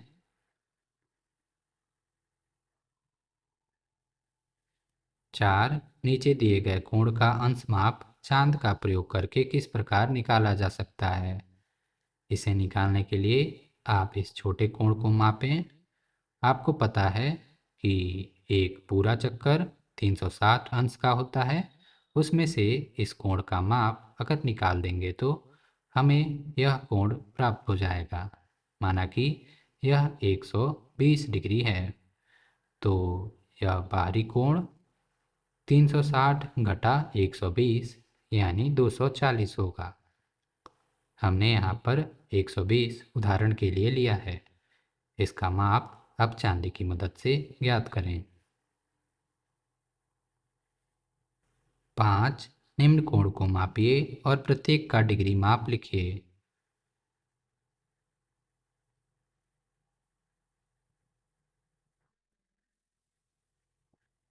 6, angle B X E, angle C X E, angle A X B और एंगल बी एक्स ई के अंश माप ज्ञात कीजिए। एंगल बी एक्स ई यानी यहाँ से लेकर यहाँ तक, इसका माप होगा 115 डिग्री। आप देख सकते हैं 120 110 के बीच है 115 डिग्री। इसी प्रकार एंगल सी एक्स ई यानी ये वाला कोण, इसका माप होगा 85 डिग्री। इसी प्रकार एंगल ए एक्स बी यानी ये कोण, इसका माप होगा 65 डिग्री। 60 और 70 के बीच। इसी प्रकार कोण बी एक्स सी यानी इस कोण की बात की जा रही है। इसे निकालने के लिए आप चाहें तो कोण बी एक्स ई घटा कोण सी एक्स ई यानी 115 डिग्री घटा 85 डिग्री करके भी ज्ञात कर सकते हैं। आएगा 30 डिग्री। या चाहें तो आप इसे गिनकर भी निकाल सकते हैं। 5, 10, 15, 20, 25, 30 यानी 30 डिग्री। 7, कोण पी क्यू आर, कोण पी क्यू एस और कोण पी क्यू टी के अंश माप ज्ञात कीजिए। यहाँ पर आप चांदी की मदद से इसे ज्ञात कर सकते हैं। 8, दिए गए निर्देशों के अनुसार पेपर क्राफ्ट बनाइए। अब कागज को पूरा खोलिए। मोड़े जाने पर प्राप्त निशानों पर रेखाएं खींचिए और इस प्रकार बने कोणों को मापिए।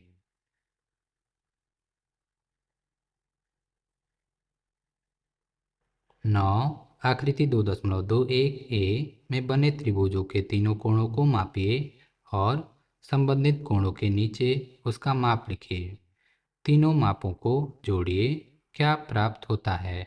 इस प्रक्रिया का आकृति 2.21 बी और सी के लिए भी प्रयोग कीजिए। अन्य त्रिभुजों पर भी इस प्रक्रिया का प्रयोग कीजिए। फिर सामान्य तौर पर क्या होता है, इसका अनुमान लगाइए। हम आगे की कक्षाओं में जानेंगे कि ऐसा क्यों हुआ। यहाँ पर देख सकते हैं 3 त्रिभुज दिए गए हैं। आप तीनों त्रिभुज में बारी बारी से तीनों कोण को मापेंगे। अगर इस कोण का माप x है और इसका y, इसका z, अगर आप तीनों को जोड़ेंगे x, y, z, माना कि यह 40 डिग्री है, यह 70 डिग्री और यह भी है 70 डिग्री, तो आप पाएंगे 40 धन 70 धन 70 बराबर 180। आप कोई भी त्रिभुज के साथ यह करेंगे तो आप 180 डिग्री हमेशा पाएंगे।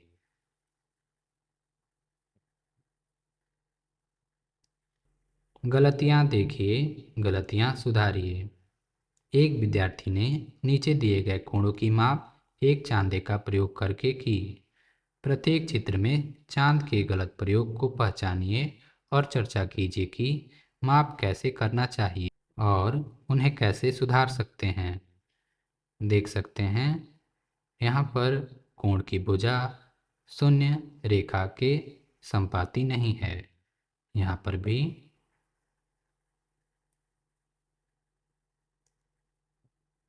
यहाँ पर भी यहाँ पर संपाती होने के बाद भी कोण का शीर्ष शून्य यानी चांद के केंद्र पर स्थित नहीं है। इसे यहाँ स्थित होना चाहिए था। यहाँ पर भी कोण का शीर्ष चांदे के मध्य यानी चांदे का केंद्र पर स्थित नहीं है। आखिरी चित्र में देख सकते हैं यहाँ लिखा है कोण Z बराबर 85 डिग्री। यहाँ पर उसका माप गलत लिया गया है। आप जब इधर से गिनेंगे तो आपको मिलेगा 105 डिग्री, न कि 85 डिग्री।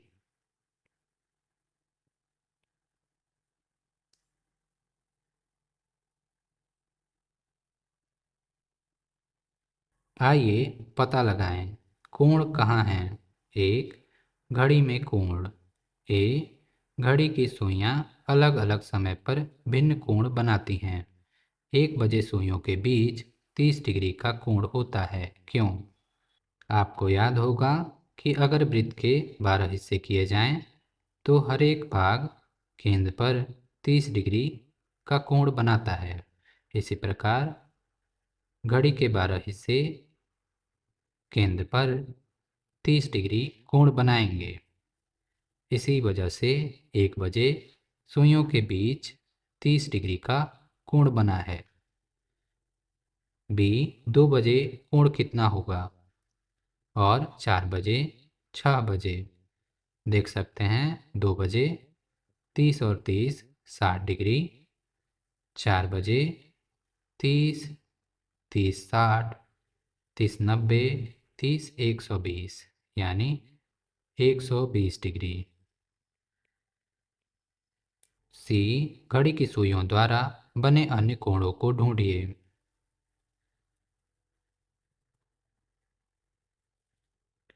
2, एक दरवाजे का कोण।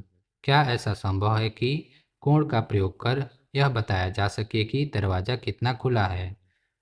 कोण का शीर्ष और कोण की भुजाएं क्या होंगी?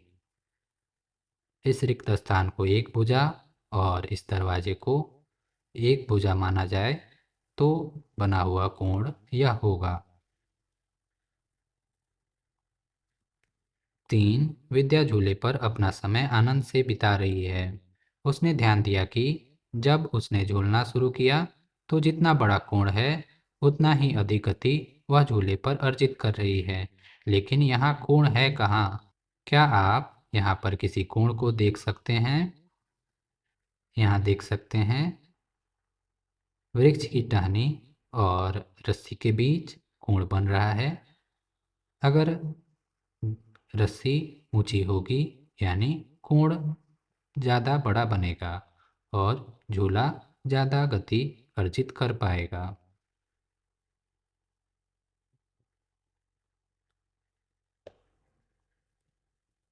4 यहाँ एक खिलौने के दोनों ओर तिरछे तख्ते स्लैंटिंग स्लैब लगे हैं। जितना अधिक कोण या तख्ते का झुकाव होगा उतनी ही तेजी से गेंद लुढ़कती है। क्या कोणों का प्रयोग तख्ते के झुकाव के वर्णन में किया जा सकता है? प्रत्येक कोण की भुजाएं क्या होंगी? कौन सी भुजा दिखाई देगी और कौन सी नहीं? यहाँ देख सकते हैं कोण की एक अदृश्य भुजा को मैं बना रहा हूँ। अगर बनने वाला कोण अधिक होगा यानी झुकाव ज़्यादा होगा तो गेंद तेजी से लुढ़केगी।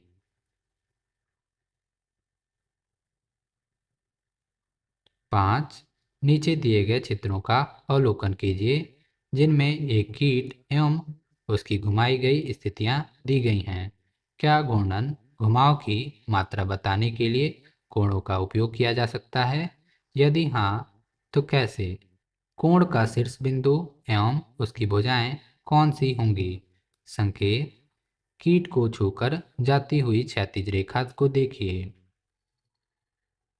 देख सकते हैं पहले कीट कुछ इस कोण पर स्थित है, फिर वह कुछ ऐसे मुड़ता है यानी 90 डिग्री कोण घूमता है। इसी प्रकार इसमें भी कीट कुछ 90 डिग्री अंश घूमता है। अध्यापक टिप्पणी यह आवश्यक है कि विद्यार्थी प्रत्येक गणितीय अवधारणा के अनुप्रयोग को दैनिक जीवन में देख सकें। अध्यापक ऐसे कुछ कार्यकलाप करा सकते हैं जिससे विद्यार्थी कोणों के अनुप्रयोग को व्यवहारिक जीवन से जोड़ सकें। उदाहरण के लिए घड़ी, दरवाजे, झूले, उतार चढ़ाव की अवधारणा, सूर्य की स्थिति, दिशाएं इत्यादि। 2.10 कोणों को बनाना। विद्या चांदी का प्रयोग कर 30 डिग्री का एक कोण बनाना चाहती है और उसे कोण TIN नाम देना चाहती है। कोण TIN में I शीर्ष होगा और IT तथा IN कोण की भुजाएं होंगी। भुजा IN को आधार मान लेते हुए दूसरी भुजा IT को 30 डिग्री का मोड़ लेना चाहिए। चरण 1 हम आधार से शुरू करेंगे और IN बनाएंगे कुछ ऐसे। चरण 2 चांदी के केंद्र को I पर रखते हुए IN को शून्य रेखा पर संरेखित अलाइन कीजिए कुछ ऐसे।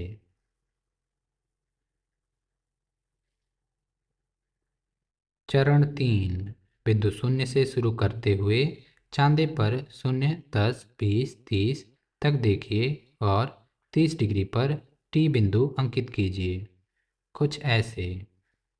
चरण 4 पैमाने रूलर का प्रयोग करते हुए I को T से जोड़िए। कोण TIN बराबर 30 डिग्री इच्छित कोण है।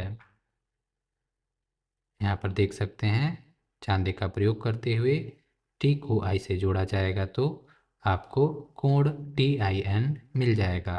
आकृति 2.22। आइए खेलें खेल #1। यह खेल एक कोण का अनुमान लगाने से संबंधित है। इस खेल को अपने सहपाठियों के साथ दो टीम 1 और टीम 2 बनाकर खेलिए। खेल के निर्देश व नियम निम्नलिखित हैं। टीम 1 बिना टीम 2 को दिखाए माप के कोण का चयन करती है, उदाहरणतः 49 और चांदी की सहायता से उसे बनाती है। टीम 2 को वह कोण दिखाया जाता है। इसके पश्चात वे सभी चर्चा करके कोण के डिग्री माप का अनुमान लगाकर बताएंगे, चांदी का प्रयोग किए बिना। टीम 1 चांदी की सहायता से कोण के सही माप का प्रमाणीकरण करेंगे। टीम 2 अनुमानित और सही माप के निरपेक्ष अंतर का प्राप्तांक प्राप्त करेगी। उदाहरणतः यहाँ यदि टीम 2 का अनुमान उत्तर 39 डिग्री है तो प्राप्तांक 10 बिंदु यानी 49 डिग्री घटा 39 डिग्री होंगे। प्रत्येक टीम को 5 बारी मिलेंगी। सबसे कम प्राप्तांक वाली टीम ही जीतने वाली टीम होगी। आइए खेलें खेल हैश 2। अब हम खेल के नियमों में थोड़ा परिवर्तन करते हैं। इस खेल को अपने सहपाठियों के साथ पुनः दो टीम, टीम 1 और टीम 2 बनाकर खेलिए। खेल के निर्देश व नियम निम्नलिखित हैं। टीम 1 सभी के सामने एक कोण के माप की घोषणा करती है। उदाहरणतः 34 डिग्री माप का कोण। टीम 2 से एक खिलाड़ी चांदे का प्रयोग किए बिना इस कोण को बोर्ड पर बनाएगा। टीम 2 के अन्य सदस्य खिलाड़ी और बड़ा बनाओ या और छोटा बनाओ कहकर सहायता कर सकते हैं। टीम 1 से एक खिलाड़ी आकर बोर्ड पर बने इस कोण को सभी को दिखाते हुए चांदी की सहायता से मापेगा। टीम 2 के प्राप्तांक बनाए गए कोण और इच्छित कोण का निरपेक्ष अंतर होंगे। उदाहरण के लिए टीम 2 के खिलाड़ी ने 25 डिग्री का कोण बनाया तो टीम 2 के प्राप्तांक 9 होंगे, 34 डिग्री घटा 25 डिग्री। प्रत्येक टीम को 5 बारी मिलेंगी। पुनः सबसे कम प्राप्तांक वाली टीम ही जीतने वाली टीम होगी। अध्यापक टिप्पणी। इस प्रकार के खेल खेलना इसलिए भी आवश्यक है ताकि कोणों और उनके मापों का सहज ज्ञान हो सके। कोणों के सन्निकटन के अभ्यास को बताने के लिए इस खेल को अलग अलग दिन में कम से कम 1 या 2 बार खेलिए। ध्यान दीजिए कि विद्यार्थियों के युग्म बनाकर भी इस खेल गतिविधि को क्रियान्वित कर सकते हैं।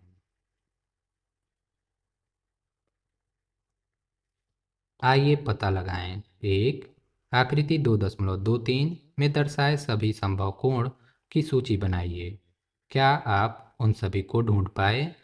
अब सभी कोणों के माप का अनुमान लगाइए।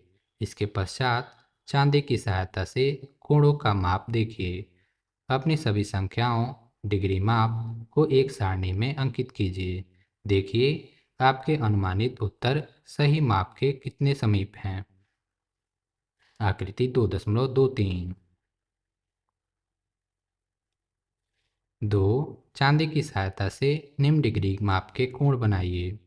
ए 110 डिग्री, बी 40 डिग्री, सी 75 डिग्री, डी 112 डिग्री, ई 134 डिग्री। 3, एक कोण बनाइए जिसका डिग्री माप नीचे दिए गए कोण के समान हो। इस कोण को बनाने में प्रयुक्त सभी चरणों को भी लिखिए।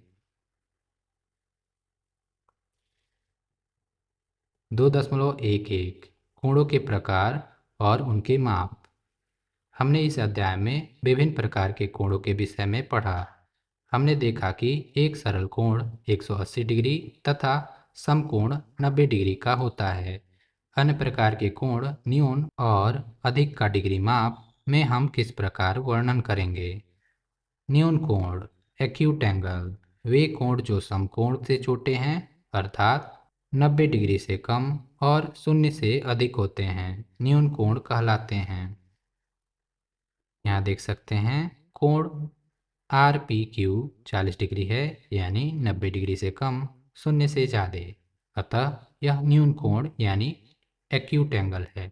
इसी प्रकार कोण एस टी आर यानी 50 डिग्री और कोण ई एफ क्यू यानी 75 डिग्री भी न्यून कोण है। अधिक कोण ऑब्ट्यूस एंगल वे कोण जो समकोण से बड़े हैं और सरल कोण से छोटे हैं अर्थात 90 डिग्री से अधिक और 180 से कम होते हैं अधिक कोण कहलाते हैं। यहाँ पर दिया है कोण एक्स आई एस यानी 110 डिग्री। 110 डिग्री 90 डिग्री से अधिक है और 180 डिग्री से कम। इसी प्रकार कोण टी डब्ल्यू एस 130 डिग्री, यह भी 90 डिग्री से अधिक है और 180 डिग्री से कम। इस वजह से यह एक अधिक कोण है। अधिक कोण के उदाहरण। क्या हमने कोण के सभी संभावित मानों का मापन किया? यहाँ एक अन्य प्रकार का कोण दिया है। प्रतिवर्तित कोण, रिफ्लेक्स एंगल, वे कोण जो सरल कोण से बड़े हों और पूर्ण कोण से छोटे हों, अर्थात 180 डिग्री से बड़े और 360 डिग्री से छोटे होते हैं, प्रतिवर्ती कोण कहलाते हैं। यहाँ देख सकते हैं, यह कोण 180 डिग्री से बड़ा और 360 डिग्री से छोटा है और यह भी प्रतिवर्ती कोण के उदाहरण। आइए पता लगाएं। एक, नीचे दिए गए प्रत्येक ग्रिड में बिंदु ए को ग्रिड के दूसरे बिंदुओं से एक सरल रेखा से इस प्रकार मिलान कीजिए कि हमें ए न्यून कोण प्राप्त हो। कुछ ऐसे।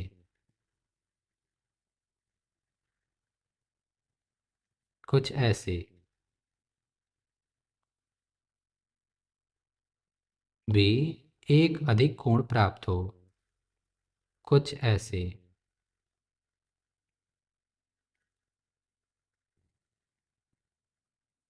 सी, एक प्रतिवर्ती कोण प्राप्त हो। कुछ ऐसे। कुछ ऐसे।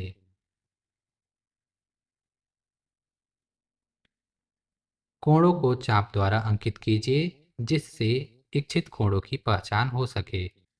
एक आपके लिए किया गया है। देख सकते हैं, कोणों को चाप से निर्धारित किया गया है जिससे कोण की दिशा का पता चल सके। दो, चांदी की सहायता से प्रत्येक कोण का माप निकालिए। प्रत्येक कोण को न्यून कोण, अधिक कोण, समकोण या प्रतिवर्ती कोण में वर्गीकृत कीजिए। ए, कोण पी टी आर। बी, कोण पी टी क्यू। सी, कोण पी टी डब्ल्यू। डी, कोण डब्ल्यू टी पी। यहाँ पर चित्र दिया गया है। आइए खोजें। इस चित्र में कोण टी ई आर 80 डिग्री है। कोण बी ई टी का माप क्या होगा? कोण एस ई टी का माप क्या होगा? चित्र में देख सकते हैं, कोण बी ई टी होगा यहाँ से यहाँ तक। अगर आप इसे मापेंगे तो आपको मिलेगा 100 डिग्री। इसी प्रकार कोण एस ई टी यानी इन दोनों किरणों के बीच का कोण, इसे आप मापेंगे तो मिलेगा 10 डिग्री। इसे आप बिना मापे भी निकाल सकते हैं। आप बड़े कोण में से यानी 90 डिग्री में से 80 डिग्री वाला कोण निकाल दें तो आपको मिलेगा 10 डिग्री वाला कोण। और कोण बी ई टी को भी बिना मापे निकाला जा सकता है। आपने ध्यान दिया होगा, यह एक सरल कोण है, कुछ यहाँ से यहाँ तक।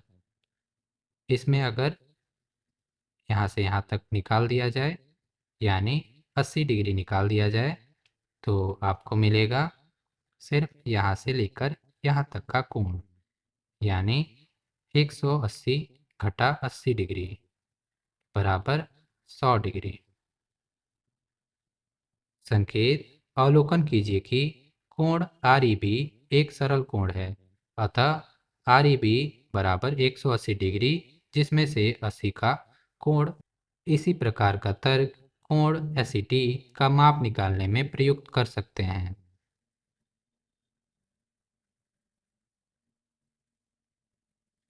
आइए पता लगाएं। एक, निम्न अंश माप वाले कोण को बनाएं। ए 140 डिग्री, बी 82 डिग्री, सी 195 डिग्री, डी 70 डिग्री, ई 35 डिग्री। दो, प्रत्येक कोण के माप का अनुमान लगाइए और फिर चांदे से मापिए। इन कोणों को न्यून कोण, अधिक कोण, समकोण और प्रतिवर्ती कोण में वर्गीकृत कीजिए। 3. एक आकृति बनाइए जिसमें 3 न्यून कोण, एक समकोण और 2 अधिक कोण हों। 4. अक्षर M को इस प्रकार बनाइए कि दोनों ओर के कोण 40 डिग्री के हों और मध्य के कोण 60 डिग्री का हो। 5. अक्षर Y को इस प्रकार बनाइए कि 150 डिग्री, 60 डिग्री और 150 डिग्री के 3 कोण बने। 6. अशोक चक्र में 24 तीलियां होती हैं। दो संलग्न तीलियों के बीच कितने अंश माप का कोण होगा? दो तीलियों के बीच सबसे बड़ा न्यून कोण क्या होगा? इसे निकालने के लिए आप 360 में 24 से भाग देंगे, आपको मिलेगा 15 डिग्री। 7. पहेली, मैं एक न्यून कोण हूँ। यदि आप मेरे माप को दोगुना करते हो तो आपको न्यून कोण ही प्राप्त होता है। यदि आप मेरे माप को 3 गुना करते हो तो पुनः न्यून कोण प्राप्त होगा। यदि आप मेरे माप को 4 गुना करते हो तो भी पुनः न्यून कोण ही प्राप्त होगा। पर यदि आप मेरे माप को 5 गुना करते हो तो एक अधिक कोण प्राप्त होगा। मेरे कोणों के संभावित माप क्या होंगे? सारांश। एक बिंदु एक स्थिति निर्धारित करती है। उसे अंग्रेजी के बड़े अक्षर से व्यक्त किया जाता है। दो बिंदुओं को जोड़ने वाली सबसे छोटी दूरी एक रेखाखंड को दर्शाती है। बिंदु S और T का मिलान करने वाले रेखाखंड को ST बार से दर्शाते हैं। एक रेखाखंड ST बार को दोनों तरफ बिना किसी अंत के विस्तृत करने पर एक रेखा प्राप्त होती है। इसे ST डबल हेडेड एरो से व्यक्त किया जाता है और कभी-कभी अंग्रेजी के छोटे अक्षर जैसे M से भी व्यक्त किया जाता है। किरण रेखा का एक भाग है जो रेखा पर स्थित कोई एक बिंदु माना D से प्रारंभ होकर एक दिशा में बिना किसी अंत के विस्तृत होता है। इसे DP, इसके ऊपर तीर है, से व्यक्त किया जाता है, जहाँ P किरण पर स्थित अन्य बिंदु है। एक उभयनिष्ठ प्रारंभिक बिंदु से जब दो किरणें निकलती प्रतीत हैं तो एक कोण बनता है। दो किरणें OP और OM से कोण POM बनता है। इसे कोण MOP भी कह सकते हैं। यहाँ O कोण का शीर्ष है और किरणें OP और OM कोण की भुजाएं हैं। घुमाव की मात्रा या कोण की एक भुजा को शीर्ष से पारित दूसरी भुजा तक लाने के लिए जितना घुमाव आवश्यक होता है वही कोण का आकार साइज होता है। कोणों के आकार को अंशों डिग्री में मापा जाता है। एक पूर्ण घुमाव या मोड़ 360 डिग्री माना जाता है, जिसे 360 डिग्री से व्यक्त किया जाता है। किसी कोण के डिग्री माप को चांद की सहायता से माप सकते हैं।